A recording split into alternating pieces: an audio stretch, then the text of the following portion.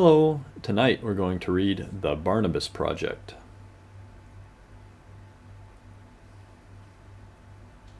Barnabas lived in a secret lab.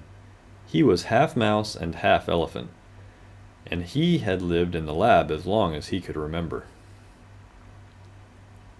The lab was hidden beneath perfect pets on a perfectly ordinary street. It was deep underground where no one would ever find it. The lab was where they made perfect pets. Except Barnabas wasn't quite perfect. He had been put in a part of the lab called failed projects. His home was rather small, but that just meant it was easier to keep tidy. The green rubber suits always fed Barnabas his favorite food, which was cheese and peanuts. And yet, he sometimes wondered about the world outside of his little bell jar. It was Pip the cockroach who told them stories about the world above. Stories about a sparkling silver lake, green trees, and mountains that reached all the way to the sky, lit with their own stars. "Maybe someday I'll sit on the grass and look at the stars," said Barnabas, and when he closed his eyes he almost could. "Impossible," said Pip. "Nothing is impossible," said Barnabas, but secretly he worried his friend might be right. At that moment the green rubber suits came in. They turned on the lights and checked each bell jar one by one. They made strange noises to each other. They peered and they poked. They peeked and they prodded. They put red stamps on all the jars. Then they left. "What does it mean?" said Barnabas, looking up at the strange red stamp. "It means you're going to be recycled," said Pip. "That's what happens to all failed projects." "You'll be fluffier afterwards," offered Pip kindly. "And you'll be cuter, and your eyes will probably be bigger." "I like having small eyes," said Barnabas, although he wasn't even sure anymore. Barnabas slumped in his jar. He wasn't fluffy enough, and his eyes were beady, but he liked himself just the way he was. And what if, after he was recycled, peanuts and cheese were no longer his favorite foods? What if his friends didn't recognize him after? What if he no longer cared about green trees and mountains lit with their own stars? "We need to escape," said Barnabas suddenly. The other failed projects gasped, but then they cheered. "Impossible," said Pip. "Nothing is impossible," said Barnabas. He took a step back, and he kicked as hard as he could. He charged at the glass, but the bell jar was much stronger than he was. Finally, Barnabas made a sad sound with his trunk, and a tiny crack appeared.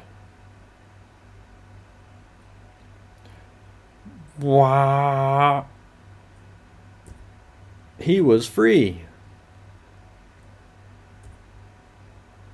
Then he freed the others, the dust bunnies, the light-up Lois, Bumble Bear, the Amatax, Mushroom Sloth, Wally the Ripple, Stick 1 and Stick 2, Quirt, Moshi, Pompadour, Fertile, Blinky, the Bottle Mogs, Lowell, Percival, Spike, Pinto, Chloe, Peep, Leaf, all of them. You have to understand they had never been outside of their jars before. There was quite a commotion. They whooped and sang. They chirped and hooted. They stretched their legs and jumped for joy. When they calmed down a bit, they peeked over the edge. The floor was far below. "Now what?" said Quirt. "We have to work together," said Barnabas. One by one, they helped each other down, until they finally reached the floor. "Shh," said Barnabas, and they all fell silent. Then they heard it too. Footsteps in the corridor outside. "Quick," said Barnabas, "we can go through here." He didn't like dark places, but the footsteps were getting closer. Everyone crawled into the vent, with Light-Up Lois leading the way.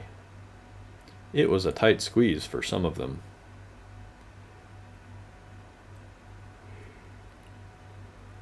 The vent led into the most secret part of the secret lab. They all looked up.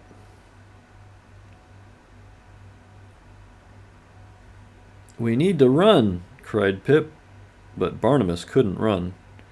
The great sad eye seemed to be looking directly at him.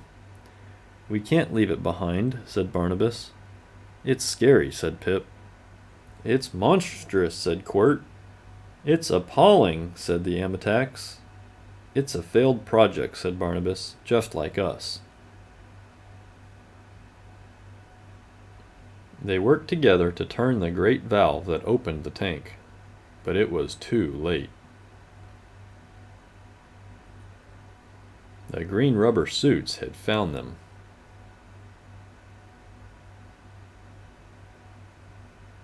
Just when all seemed lost, the tank doors swung open and water flooded into the lab.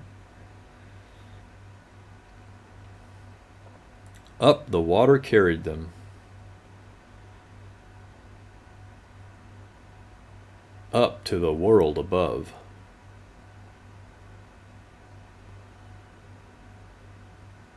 When they finally opened their eyes, they were in a puddle surrounded by shelves of perfect pets.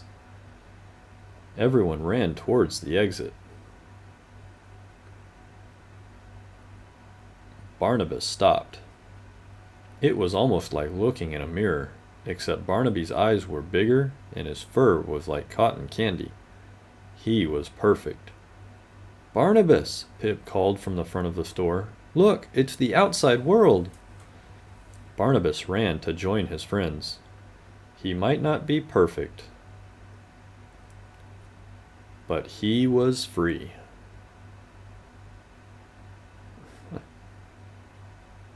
The world was much bigger than Barnabas and his friends could ever have imagined. And just like Pip said, there were mountains that reached to the sky, lit with their own stars. "You were right," said Pip. "Nothing is impossible." Soon they found a place full of sunshine and happy noises, green trees and soft grass. A place that might be home. It wasn't always easy, but they always stuck together. The end. I hope y'all enjoyed. And a special shout out to Charles and William. I love y'all. Good night.